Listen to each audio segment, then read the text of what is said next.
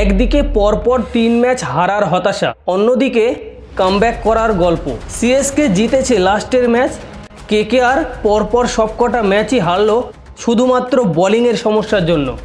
আজকের প্রশ্ন, কেকেআর কি পারবে ঘুরে দাঁড়াতে? অলরেডি সিএসকে কামব্যাক করে ফেলেছে। হ্যালো, ওয়েলকাম গাইস, আমি শাহিন, তোমরা দেখছো ড্রিম ক্রিকেট 360।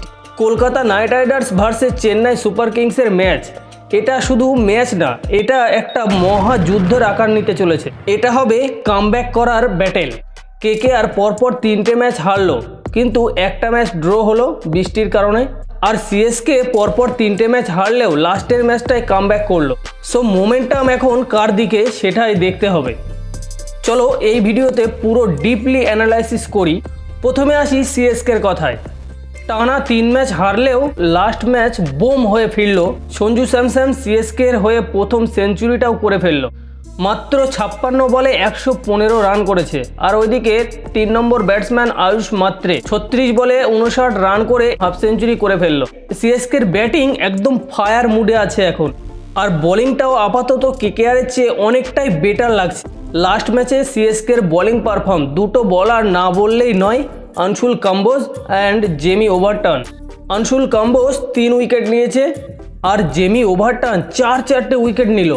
আমার মনে হয় পরের ম্যাচেও সিএসকে সেম টিম নিয়েই খেলতে নামছে, সেই জন্য সিএসকের প্লেইং 11 নিয়ে কিছু বলার নেই।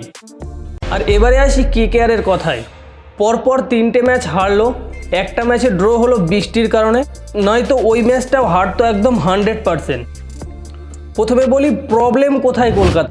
বোলিংয়ে সবচেয়ে বেশি প্রবলেম, এর চেয়েও আর একটা প্রবলেম আছে। আমার মনে হচ্ছে ক্যাপ্টেন্সিতেও কিছুটা প্রবলেম হচ্ছে। যদিও লাস্টের ম্যাচটায় ক্যাপ্টেন্সির দোষ দেওয়া যায় না, ওইখান থেকে ম্যাচ বার করাটা সম্পূর্ণ ক্রেডিটটাই মুকুল চৌধুরীর নামে। ব্যাটিংটা সামহাও কিছুটা ম্যানেজ করছে, কিন্তু বোলিংয়ে ডেথ ওভারে একদম পুরো যাচ্ছে তাই পারফর্ম করছে কলকাতার বোলারগুলো। এই ম্যাচে পেসার সবচেয়ে বেশি কোন টিমের? অবভিয়াসলি কলকাতা নাইট রাইডার্সের পেসারটাই বেশি থাকবে, কারণ হোম অ্যাডভান্টেজ থাকবে সিএসকের। আর কেকেআরের কনফিডেন্স অলরেডি অনেকটাই ডাউন হয়ে গেছে। সিএসকে লাস্ট ম্যাচ জিতে মোমেন্টাম নিয়ে আসছে, আর কেকেআর তো হারের পর হার। সো মেন্টালি কিন্তু সিএসকে একদম প্রিপেয়ার্ড আছে। কিন্তু কেকেআরের জন্য এই ম্যাচে একটা গুড নিউজ আছে। গুড নিউজটা হচ্ছে পাথিরানা দলে যুক্ত হতে চলেছে। হ্যাঁ, 100% যুক্ত হতে চলেছে। সিএসকের ম্যাচের আগেই টিমের সঙ্গে যুক্ত হয়ে যাবে। যদি সিএসকের সঙ্গে ম্যাচটায় খেলতে নাও পারে, তার পরের ম্যাচটা একদম 100% প্লেইং 11-এ খেলতে চলেছে।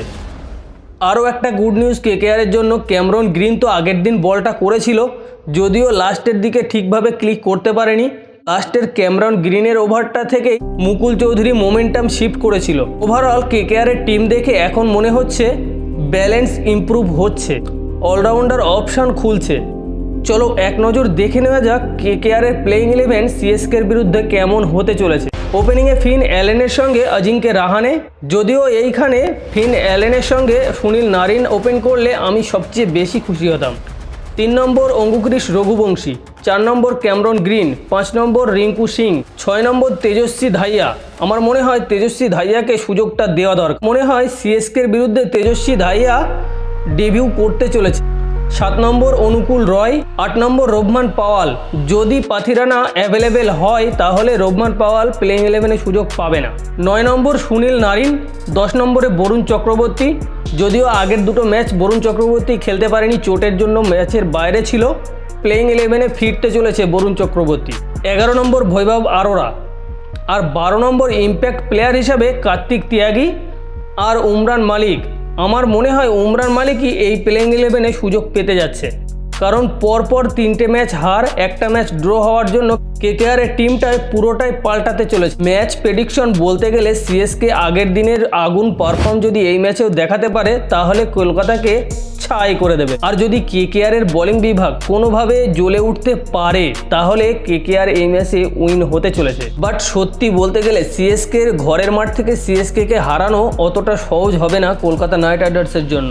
তার থেকেও একটা বড় অ্যাডভান্স হচ্ছে চেন্নাই সুপার কিংস আগের ম্যাচটা জিতে মোমেন্টাম শিফট করেছে নিজেদের দিকে।